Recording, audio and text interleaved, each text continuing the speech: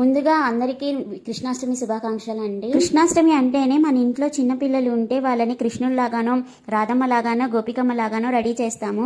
ఆ ఆశ నాకు ఇప్పుడు లేదండి. మా పిల్లలు పెద్దవాళ్ళు అయిపోయారు. వాళ్ళు చిన్నప్పుడు అయితే ఫోటోలు తీయించానండి స్టూడియోలో కృష్ణుడి గెటప్స్ వేసి. మా చిన్నోడికి అయితే ఓన్లీ డ్రెస్ వేసి ఇంట్లోనే తీసేసాను. ఏంటో అవి చిన్నప్పుడే బాగుంటాయండి, ఆ కృష్ణుడి వేషాలు వేయడం. కానీ అవి ఇప్పుడు పెద్దయ్యాక రెడీ అవ్వమంటే అవ్వరు అసలు. ఇవైతే నేను పెరట్లో అంటే నేను మొన్న చామంతి మొక్కలు తెచ్చుకున్నాను కదండి, అందులో కొన్ని పూలు ఉంటే అవి తీసి రోజే పెట్టుకుంటున్నాను పూజలో. మన పెరట్లో పూసినవి అలా పెట్టుకుంటే చాలా బాగుంటుంది కదండి, మంచిగా అనిపిస్తుంది కొనే వాటికి. నాకు దేవుడి దగ్గర అంతా సర్దేసుకొని ఈరోజు కృష్ణాష్టమి అని చెప్పేసి కొంచెం అటుకులు బెల్లంతో అటుకుల పాయసం చేద్దాం అనుకుంటున్నాను. దానికోసమే ప్రిపేర్ చేసుకుంటున్నాను. మీరు ఏమేమి నైవేద్యాలు పెట్టారో నాతోటి షేర్ చేసేసుకోండి కామెంట్ రూపంలో. ఇక్కడ చూసారా, నేను ఇత్తడి గిన్నెకి ఇంకా పసుపు రాసుకొని కుంకుమ బొట్లు పెట్టేసుకొని ఇంకా నేను పాలైతే పోసేసుకుంటున్నాను. హాఫ్ లీటర్లో హాఫే చేశానండి. ఇంకా అవి కూడా పొంగొచ్చిన తర్వాత ఇందులోనే నా చేతికి గుప్పులతోటి వేసుకున్నాను అటుకులు. మామూలుగా ఇంత కొలత అని తీసుకోలేదు, డైరెక్ట్గా మామూలుగా వేసేసుకున్నాను చేతితోటి. అవి కూడా కొంచెం సేపు మరిగిన తర్వాత బెల్లం కూడా చేతితో అలా వేసేసుకున్నానండి సుమారుగా.